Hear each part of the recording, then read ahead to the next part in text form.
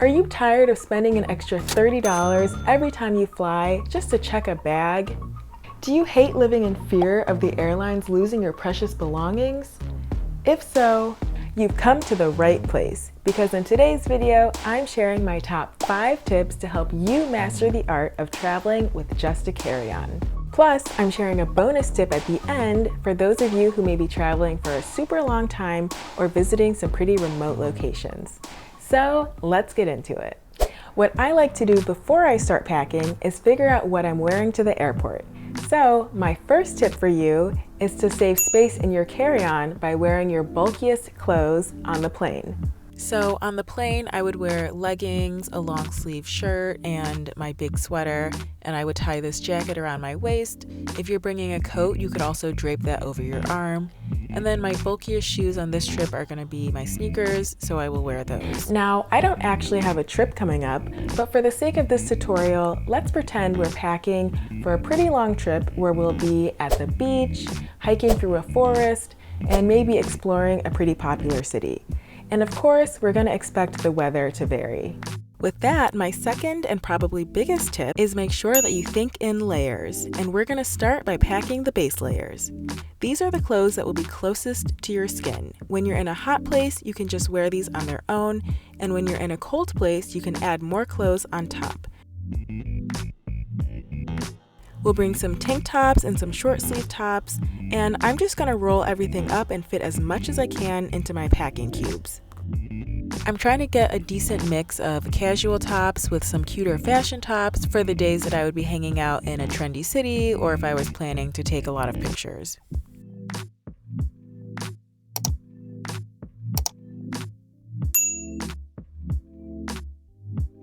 We'll bring some warmer base layers like these turtleneck bodysuits, and ideally you'd make sure that a lot of these layers are made of quick dry materials like workout or hiking type clothes. These are typically thin and made of materials that will keep you feeling dry. I don't have much of that material right now, but if I were actually planning a big outdoorsy trip, I would definitely go buy some. As I said, you can wear these items on their own when it's warmer, but you'll need some more clothes to put on top of the base layers when it's colder. So in addition to the big sweater and jacket that I'll be wearing on the plane, I'll add 2 other sweaters to my suitcase later because I don't want to stuff them into my packing cubes. Now that we're done with the tops, we can move to the bottoms, keeping that same layer mentality. We'll start with some shorts for the beach and hotter days, and I love bringing biker shorts because you can wear them on their own or under a skirt or even jeans if you need the extra layer. So as you can see, my wardrobe is pretty neutral and everything can easily be mixed and matched, which will allow me to switch up my outfits without having to wear the exact same thing every single day. And this is something for you to consider as well. Try to avoid crazy patterns and colors that you would have a hard time wearing with multiple different pieces. And then I always pack at least one nightlife option, so I'll bring this nice skirt and also at least one nicer top in case I end up going out.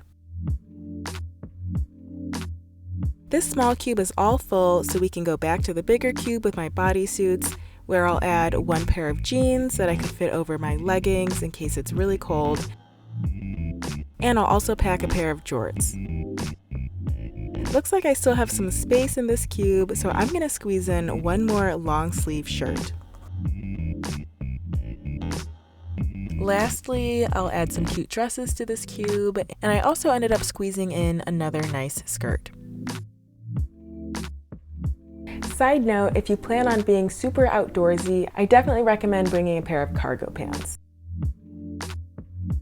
Moving on to toiletries and personal items, I keep my tweezers, razors, scissors, etc. in this little bag, which I then fit into this larger bag with some more personal items like my sanitary items, all of my hair accessories, and also my makeup. And for everything, I really just bring the basics. If you fear that you're going to be really tight on space, or if you have a hard time deciding which items to bring, my advice is to assess each item based on its affordability and accessibility. So a toothbrush and toothpaste, for example, are cheap and easy to buy in most cities. So these are things that you could leave at home and just buy when you arrive, unless you're arriving in the middle of the night or staying in some super remote area. Also, if you're staying at a hotel or Airbnb, they probably have shampoo, conditioner, even a blow dryer.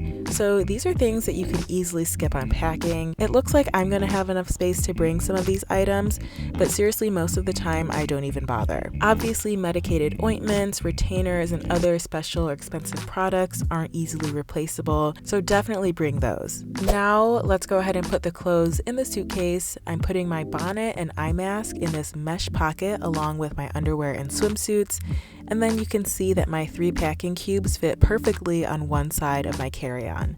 And moving to the other side, we can put in our shoes. So I keep this really simple. I bring 1 pair of flip-flops or sandals, which I have in this plastic bag, and then 1 pair of heels that I could wear out to a nice restaurant or the opera. These shoes are really comfortable, and they came with their own nice green bag, which was really cute. And then my final pair of shoes will be a solid walking shoe that I could even do some hiking in, and these are going to be the sneakers that I'm wearing on the plane. So finishing up with my carry-on, I'm throwing in some last minute items that I forgot, like my toothbrush, deodorant, a rain jacket, and the 2 extra sweaters that I mentioned earlier. Sadly, my camera wasn't rolling here, but I promise I squeezed in those 2 sweaters on the left-hand side where there was still a little bit more space. Let's talk about the personal item. I always bring a backpack, which is big enough to fit lots of things, including day packs or a purse. In this bag, I put my journal and all of my electronics, so my cameras and laptop and all of my chargers, and also my wallet and passport. My big tip here is to make sure that you put your most valuable items in your personal item and not in your carry-on. And that's because, unfortunately, sometimes you do have to check your carry-on against your will if there's not enough space on the plane. So be sure to put all your valuables in a bag that will definitely be with you at all times.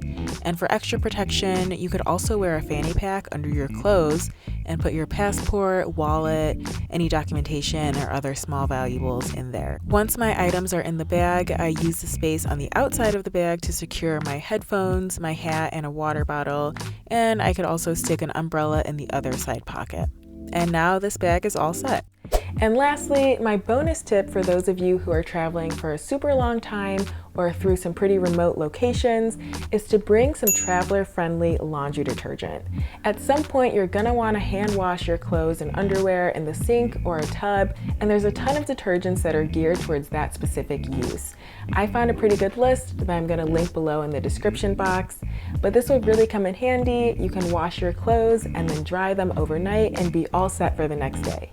Knowing how to pack a carry-on like this will save you time and money at the airport and is a real game changer.